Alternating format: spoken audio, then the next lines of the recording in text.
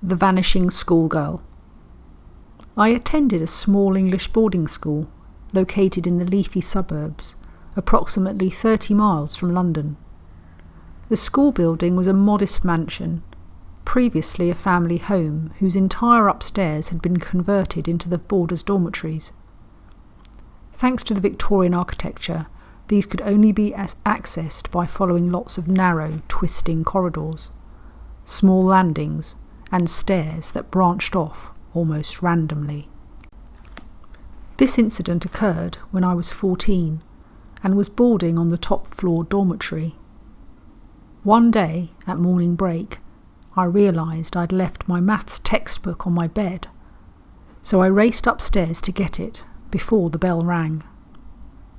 I ran up the main flight of stairs, through a fire door, and past the matron's office. The dorms were deserted, because everyone was in class. But at this point I was joined by another girl, running just ahead of me so I couldn't see her face. She was blonde, wearing the school uniform. At the time we had a particularly fetching brown nylon design, which was hard to miss, and a purple scrunchie in her hair. So we were running up the dorms together, around corners, down corridors, through fire doors. Being ahead of me, she would go first, and I would catch the door on its backswing, and so on. As we got closer to the top dorm, I began to wonder who she was, because from the back she didn't resemble anyone in my year.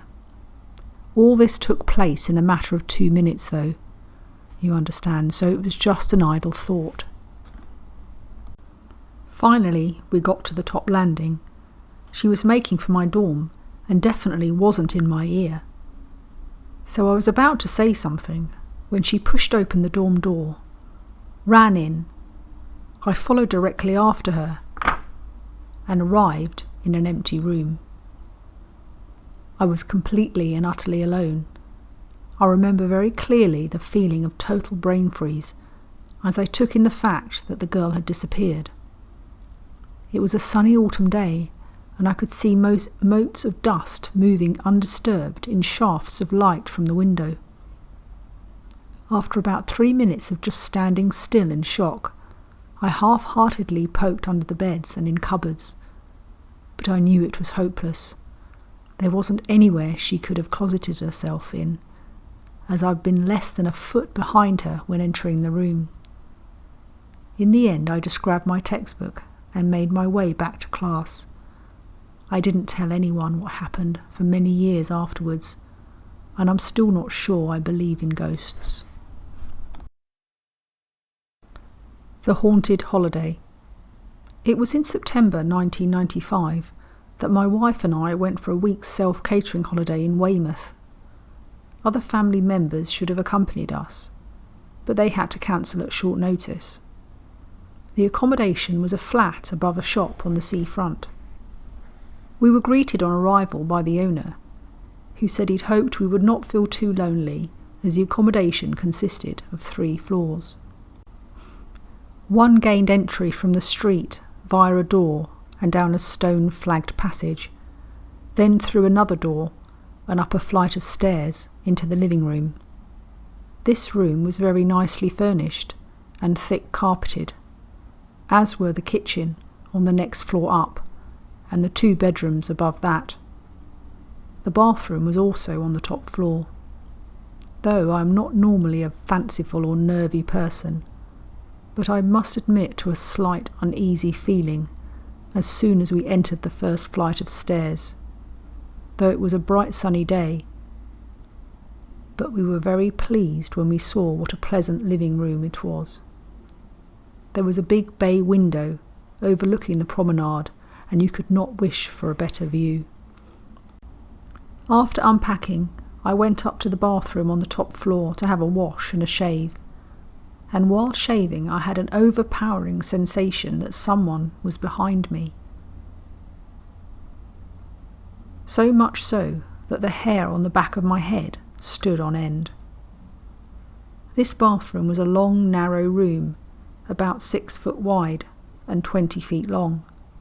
The sink and toilet were at the far end of the room.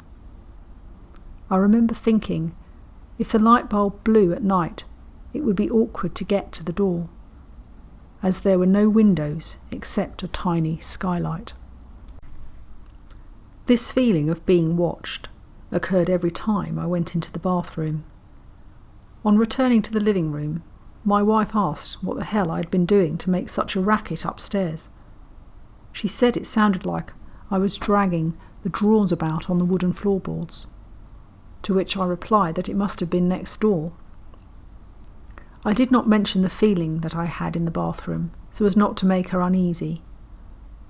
We later found out that the property next door was a lock-up shop and closed at 6 o'clock, so it would have been empty at the time my wife heard the noise.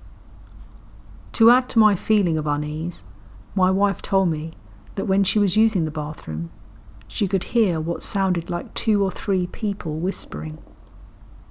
I told her it was most likely the wind blowing through the skylight. The next unnerving thing was when I was looking out of the bay window, admiring the view. I suddenly had the distinct feeling that something was behind me and going to push me through the window. I thought, this place is beginning to get to me, and I'd better pull myself together. The noises continued every night, and from the second night onwards, we slept with the light on all night. I made the excuse that it would be easier to get to the bathroom. That was the first time I've slept with a light on since I was a child. There was lots of other odd things that occurred, but 2 stand out the most in my memory. I thought I saw a man in top hat and tails standing at the living room door, though at the same time I thought it was my imagination, but the strangest thing happened on the 4th night of our stay. We had been out for a drink, but only had 2 halves of lager, so we would not have to go to the bathroom in the middle of the night. We had just sat down with a cup of tea and were watching the TV when all of a sudden there was one hell of an explosion, so powerful that the building shook and we almost spilled our drinks. The first thing I thought was that the gasometer, which was about a half a mile away, had exploded, and I ran to the window expecting to see the sky lit up by fire. To my amazement, all seemed normal and quiet. The following morning we went to the market and got talking to 2 young girls who were working in one of the stalls, and I asked if they'd heard the terrific explosion the night before, and though they lived nearby, they said they heard nothing. Well, after that, we hated going back to the flat at night, and though we were booked until the Sunday, we left for home at 4 a.m. on the Friday.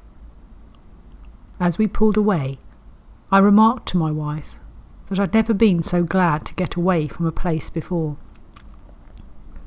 When I told her of the things I'd experienced, she said it was a good thing I did not say anything before, or she would have left right away, as she had also felt very frightened, but had not said anything, thinking I would ridicule her.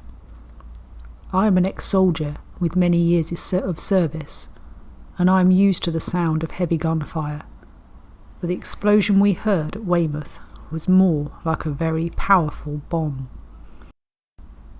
The paranormal follows me. I have long since given up trying to explain some of the strange events and sightings that have followed me. The first, which happened when I was only 3 years old, and the latest was just last night. All of them different and possibly linked to the paranormal. In the first home I lived in, I always had an unexplained fear of the spare bedroom, the door of which opened onto the top of the stairs. For some reason, I decided I want to get up in the middle of the night and read a comic downstairs. I was only 3, and even though I was so young, the memory is so vivid even to this day.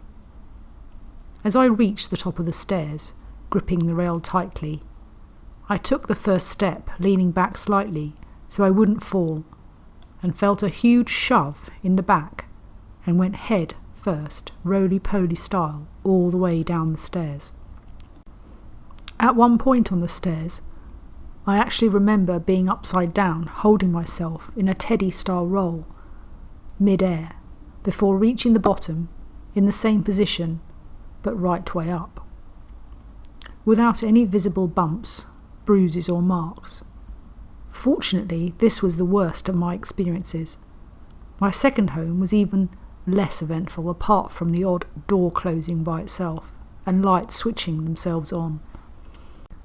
My first taste of independence in my own flat was more noisy, as at certain times of the night I would hear not only the back door closing and opening, but also the inner door opening and closing as though someone had come in. Within an hour I would hear them going out. And with being a young girl on my own, I was too scared to get out of bed and investigate. I was even more scared when I woke to see a shadow of a large person stood in front of the fireplace and then fade away.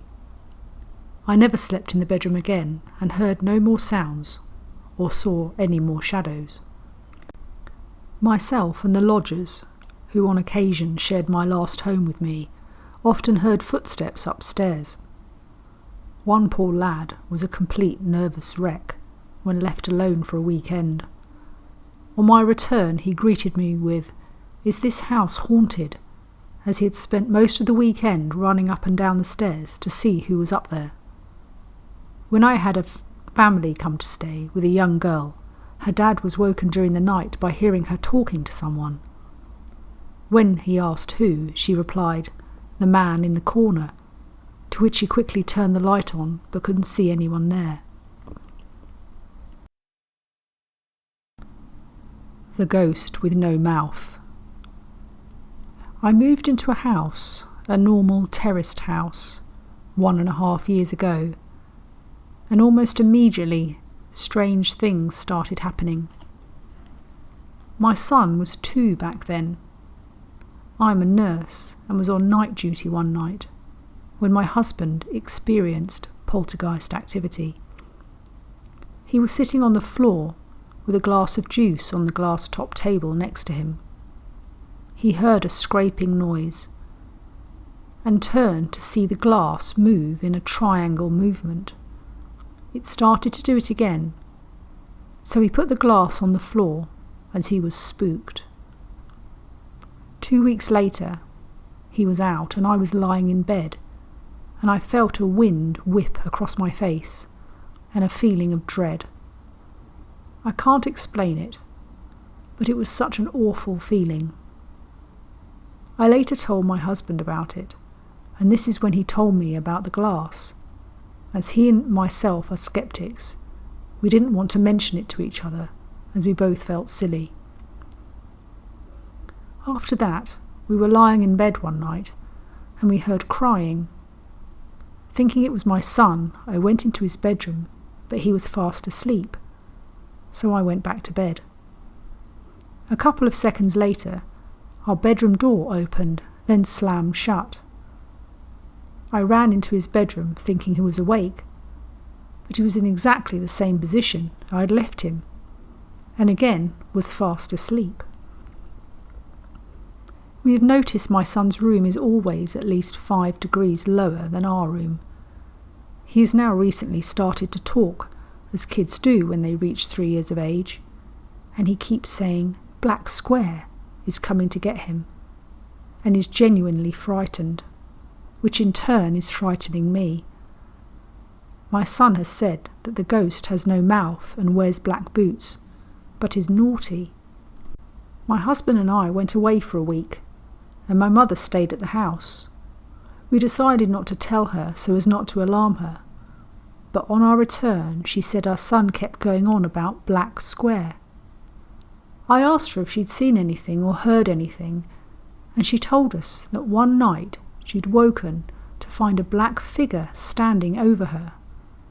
She also said she heard bangs coming from our son's room, but on looking he was fast asleep. We hear this every night now, and a small child crying, but we can't find the root of the noise.